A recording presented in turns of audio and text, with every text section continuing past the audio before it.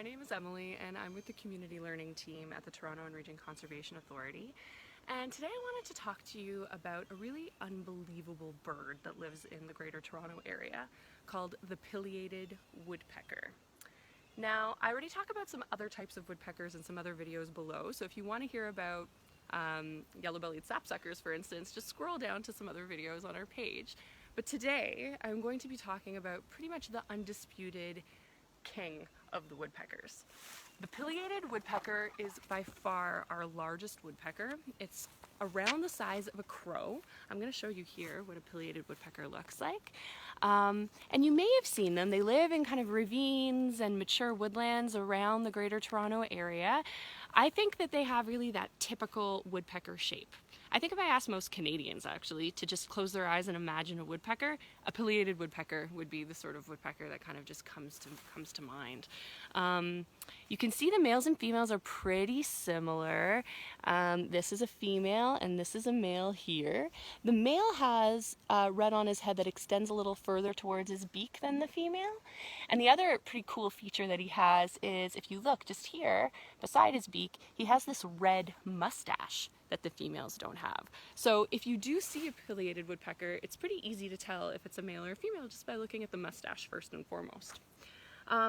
You'll notice, they have these really long chisel-like beaks, which is a really important tool for them, and also an important tool for the forest, which I'll explain in a little bit. And yeah, look for these big white wing patches. Often you can see them kind of flying across the road or over a ravine, and the white wing patches help to give it away that you're looking at a Pileated Woodpecker and not a different kind of bird like a crow or something. More common than even seeing Pileated Woodpeckers, though, is hearing them. Just like with all birds, hearing things is really, really key. And I have a stuffed little Pileated Woodpecker here that's going to make the noise for you. Just before we start, though, you can tell by looking at him that he has red all the way to the beak and a red mustache. So this is a male Pileated Woodpecker, which are the ones that tend to make these really loud noises. And so listen to what they sound like.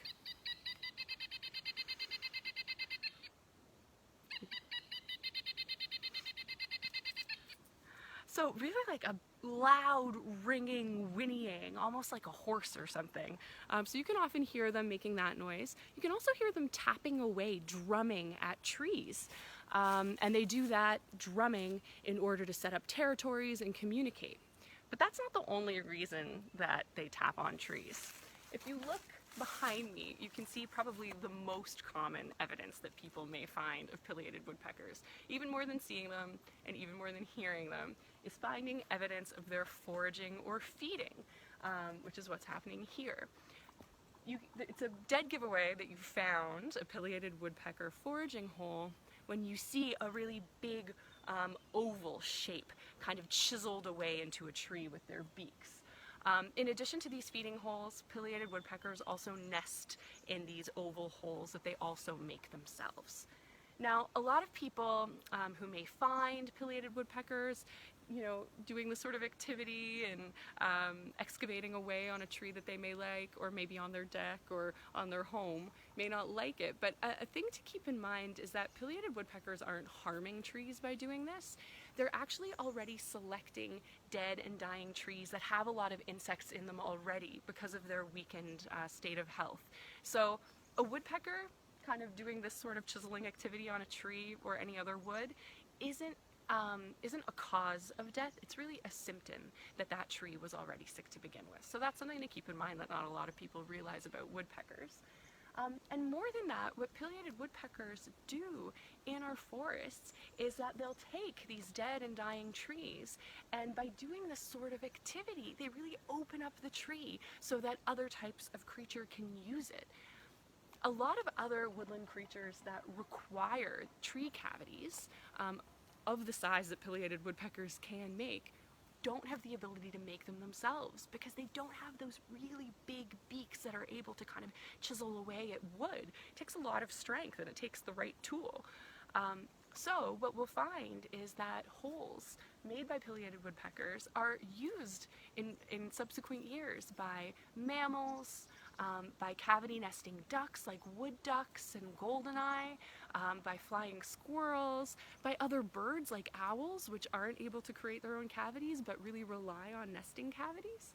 So pileated woodpeckers, often maligned, for attacking trees, are really just helping to recycle these dead and dying trees that were sick already so that they can be used by other animals in this environment. It's really amazing. Another thing that pileated woodpeckers do that we really rely on for the health of our forests is they control the amount of insects in our forest, particularly beetle species, which are what they're digging away into this wood to try and get. Now, we know in Ontario, from a few kind of bad examples of non-native beetle species and other insect species, that the wrong type of insect outbreak can really harm our forests and kill our trees.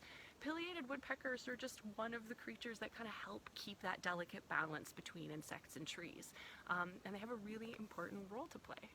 So I hope that, you can look around any trees that are in your neighborhood, your yard, on your local walk route, and look for signs of pileated woodpeckers. See if you can find their evidence, see if you can hear them, and if you're lucky, maybe you'll even see one too. Good luck, and thanks for watching.